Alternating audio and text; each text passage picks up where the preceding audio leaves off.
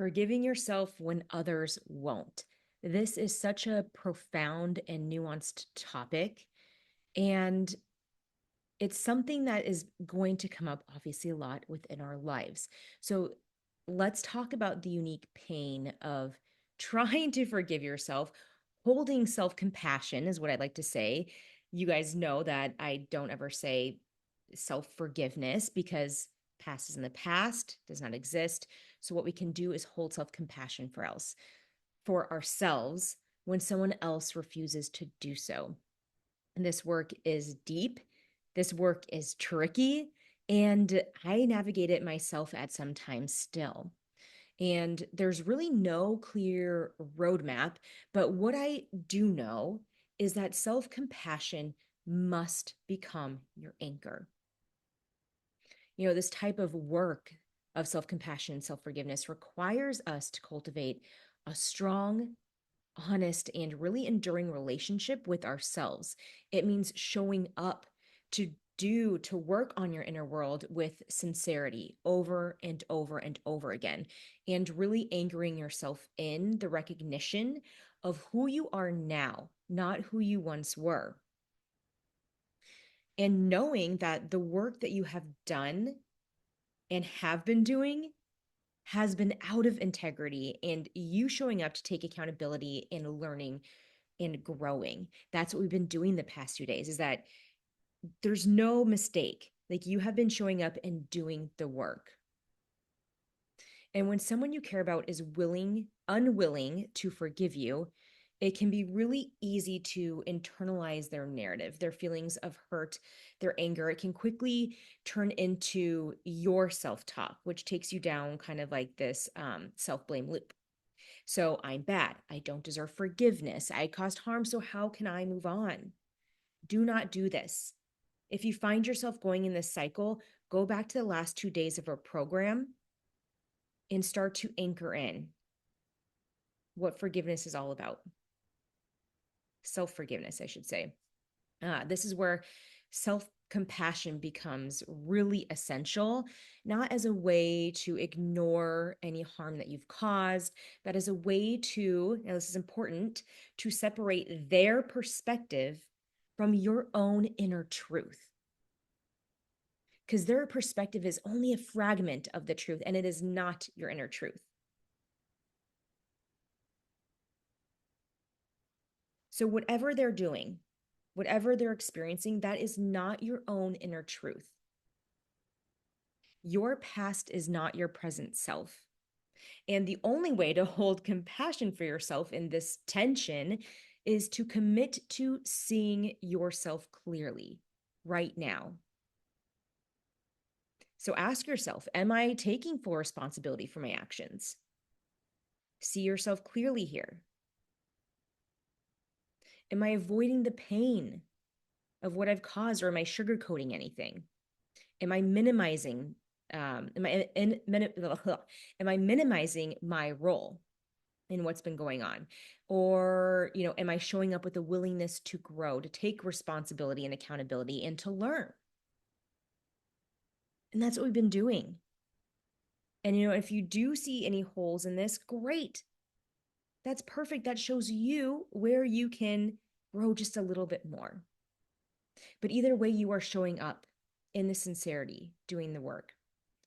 When you can look at your actions with radical honesty and see yourself showing up now with the commitment to growth, you'll start to create a new anchor within yourself.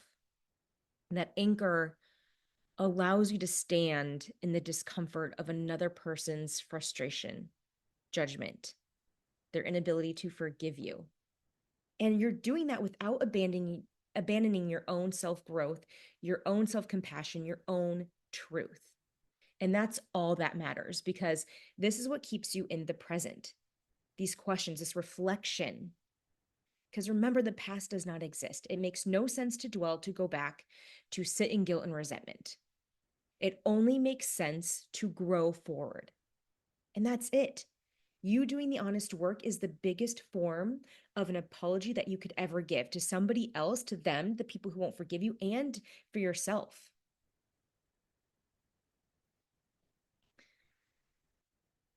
All right. So there is one scenario that I do want to discuss, and I want you to be aware of and just be careful. And it's where there's a deeper dynamic at play. And actually, this goes for you and for this person. So, for the person who is not willing and ready to forgive you, but you can also take a look at this and say, hey, where am I doing this with the people who I am not ready to forgive right now? And sometimes when someone refuses to forgive, it's not because you haven't apologized or taken responsibility. It might be because they're holding on to their pain, and that pain has become a form of power. So they're, perpetuating this oppressor victim dynamic where your past actions solidify their role as the one who was wronged. It shields them from their own healing process. So this is a trauma response, and this is programming that they may have picked up as a child. And I've done this in the past. So, for example, I used to hold huge grudges against my mom and really stay pissed off because I know that she would give me what I wanted, that I would get that extra special attention. So, this dynamic can provide a sense of control, even if it keeps them stuck in their pain, because it will. Like, for you and for them, that's the worst thing you can do is really stay stuck. It's unhelpful and it's keeping you unhealthy and sick, and harboring that will wreak havoc in your body. And while it's important for you to hold space for their experience, it's equally important to recognize when their inability to forgive has little to do with you and your present actions and more to do with their own unresolved hurt, their own trauma responses, their own programming. And so holding space for both of that is really where the spiritual and healing work happens, where you stay deeply connected to yourself, showing up with honesty and self-compassion, and simultaneously you give them space to hold their own difficult feelings towards you without letting it define your worth. And that can look like, if they want to talk, you sit and you listen. That could just be like, hey, that they need space from you, and that when they're ready, they will come back. And this all requires trust in their process, trust in the timeline of healing, and trust in the version of yourself that you are today. Because at some point, you'll realize that their inability to forgive you doesn't mean you're unworthy of forgiveness. It simply means they're just on their own timeline, and you can't control that. But what you can do is honor and trust that they are on a very specific journey that's meant for them, and that eventually will be for their highest good. And sometimes you just don't see that in the moment, but we have to trust that there's something bigger at play here. And when we are getting caught up in the weeds of all of this and really zooming in and really feeling the pain, we need to zoom way out. Like, imagine yourself as like zooming into outer space and seeing the galaxies and seeing the world, and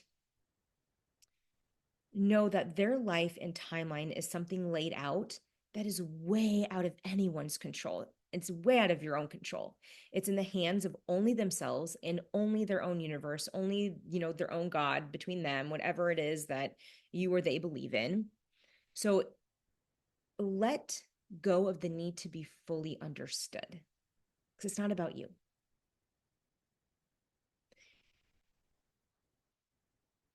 Release the need to be fully understood. Feel into trusting that this is for their own expansion, and let go of the need to be in control of their healing, because frankly, it's none of your business. And I say that with love, but it's not. We can only do so much, and we know that it's not helpful, not useful to go to the past.